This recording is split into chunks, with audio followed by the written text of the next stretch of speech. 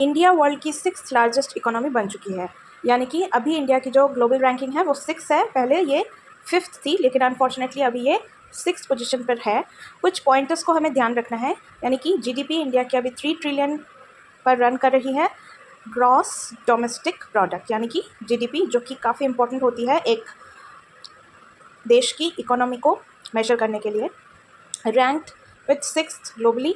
Rapid economic growth क्यों हो रहा है इंडिया में? क्योंकि जॉब अपॉर्चुनिटीज़ काफ़ी ज़्यादा है और फॉरेन इन्वेस्टमेंट को भी माना जा रहा है कि फॉरेन की जो कंट्रीज़ हैं वो इंडिया में ज़्यादा से ज़्यादा इन्वेस्टमेंट कर रहे हैं और इसी की वजह से इंडिया की ग्लोबल इकोनॉमी आगे जा रही है। बट बहुत सारे कंपटीटर्स अभी इंडिया के साथ है, जैसे कि जापान हो गया, यूके, एंड यूके के साथ तो काफ़ी बहुत ही कम इसका जो मेजरमेंट में काफ़ी कम हमें देखने को मिल रहा था कि कभी भी ये सरपास कर सकती थी। And now it is 6th economy globally. Future growth potential तो है काफ़ी, क्योंकि हमारे इंडिया में काफ़ी इनोवेशन और रिसर्च और डेवलपमेंट को काफ़ी आगे बढ़ावा दिया जा रहा है और यंग पॉपुलेशन को काफ़ी आगे बढ़ाने की, क्योंकि अभी मेक इन इंडिया जितने भी जो भी मेक इन इंडिया के ऊपर या एम्प्लॉयमेंट अपॉर्चुनिटीज़ के ऊपर हमारी पीएम मोदी ने जितनी भी जो भी स्कीम्स को लॉन्च किया है उसके तहत और रिफॉर्म्स के ऊपर काफ़ी इनोवेशन के ऊपर स्पेसिफिकली काफ़ी ध्यान दिया जा रहा है। तो इसी वजह से इंडिया आगे तो जा रही है, बट बहुत सारे कंपिटिटर्स होने की वजह से ये काफ़ी चैलेंजिंग भी है कि आगे जाके भी हम उस ग्रोथ को सस्टेनेबल रख पाएँ।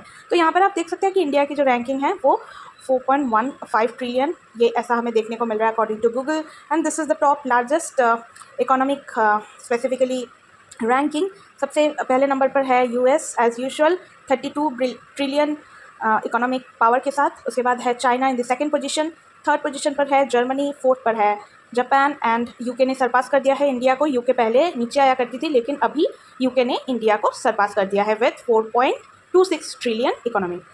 इसके बाद अगर हम बात करें तो कुछ पॉइंट्स को यहाँ पर हमें स्पेसिफिकली याद रखना है, जो कि इंडिया आगे जाके बहुत अच्छा कर सकती है। इसकी पोटेंशियल काफ़ी ज़्यादा है।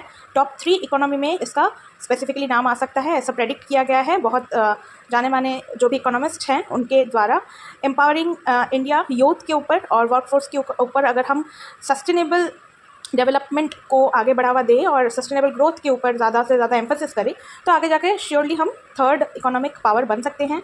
Millions of new jobs and global investment को अगर हम बढ़ावा दें, टेक्नोलॉजिकल एडवांसमेंट को ऐसे ही हम आगे बढ़ाते रहे और अट्रैक्ट करते रहे जो भी इनोवेटिव प्रोजेक्ट्स हैं and everything related to economic power and opportunities and reforms, empowering India's young and workforce, वही सेम कि आगे जाके भी ग्रोथ की तरफ हम आगे बढ़ सकते हैं।